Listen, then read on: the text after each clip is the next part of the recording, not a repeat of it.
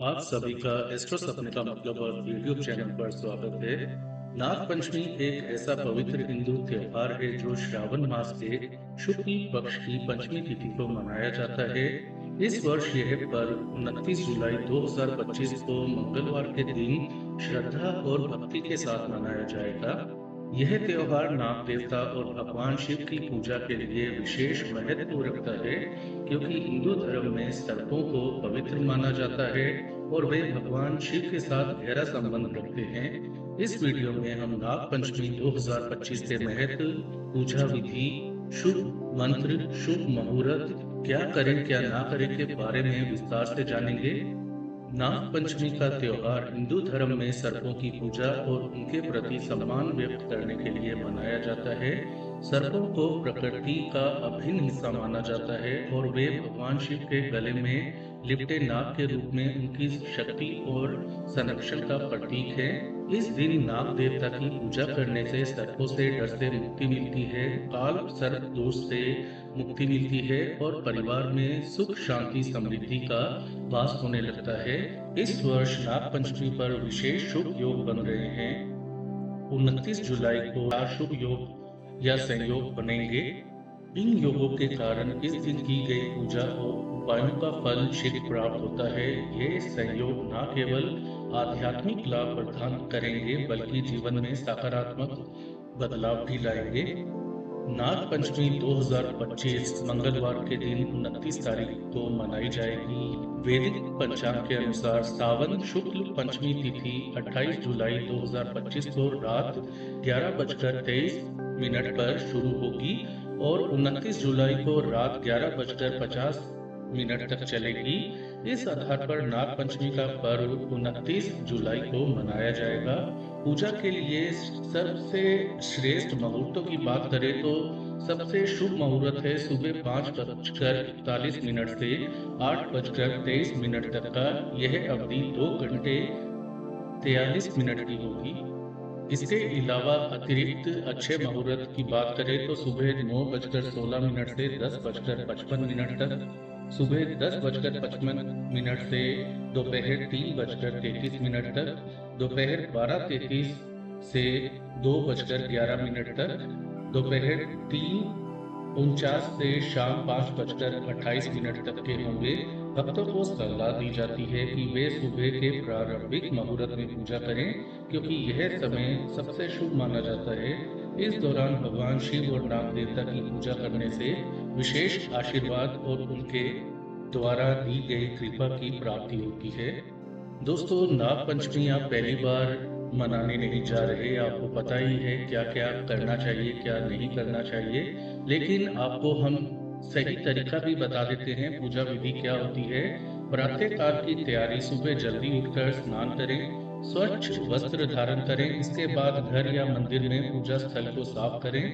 पूजा सामग्री क्या चाहिए होगी? दूध, फल जैसे कि केला, सेब आदि, फूल, चंदन, रोली, अक्षत यानी कि चावल और दीपक की व्यवस्था करें।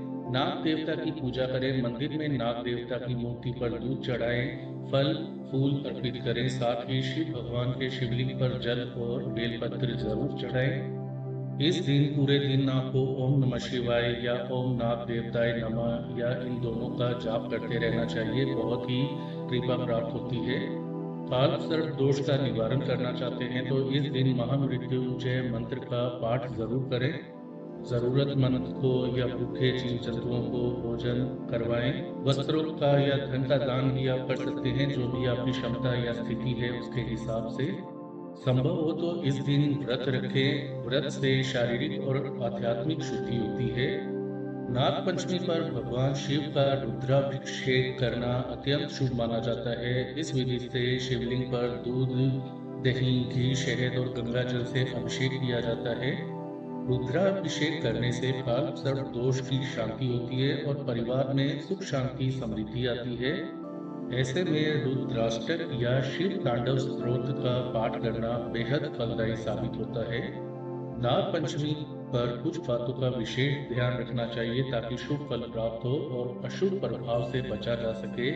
आपको क्या करना चाहिए? इस दिन मंदिर में नाग देवता और भगवान शिव की पूजा करें, दान पुण्य करें, जरूरतमंदों की मदद करें, उनकी सेवा कर सकते हैं आप, अधिक पुण्य की प्राप्ति होगी।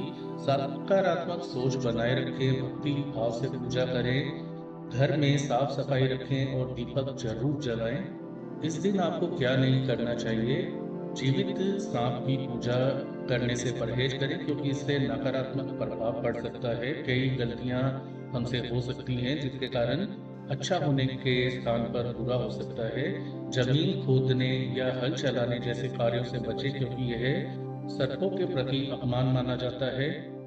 रोटी या भारी भोजन ना बनाएं, हल्का उपवास या फलाहार पसंद करें या उनका सेवन करें। लड़ाई झगड़े, वाद विवाद, अपशब्द बोलने से इस दिन परहेज करें, अन्यथा नुकसान सहना पड़ सकता है। नशा बिल्कुल ना करें। दोस्तों, नाग पंचमी केवल धार्मिक पर्व नहीं है, बल्कि प्रकृति और सर्पों के प्रति सम्मान का प्रतीक है। इस दिन सर्पों को दूध अर्पित करने की परंपरा उनके प्रति प्रेम और संरक्षण की भावना को दर्शाती है। इस दिन की गई पूजा से न केवल आपका लाभ होगा, बल्कि पर्यावरण का संतुलन बनाए रखने में भी मदद मिलती है। नाग पंचमी 2025 29 जुलाई को मनाई जाएगी और इस दिन, जैसा कि हमने बताया, बहुत ही शुभ योग और संयोग बन रहे हैं। तो ऐसे में भगवान भोलेनाथ और नाग देवता पर सच्ची श्रद्धा रखते हुए अपनी पूरी पूजा अर्चना करें, व्रत करें, शिव मंत्रों और नाग मंत्रों का जाप करें। जरूरी नहीं मंत्रों का जाप आप बोल बोल कर करें, मन में भी कर सकते हैं।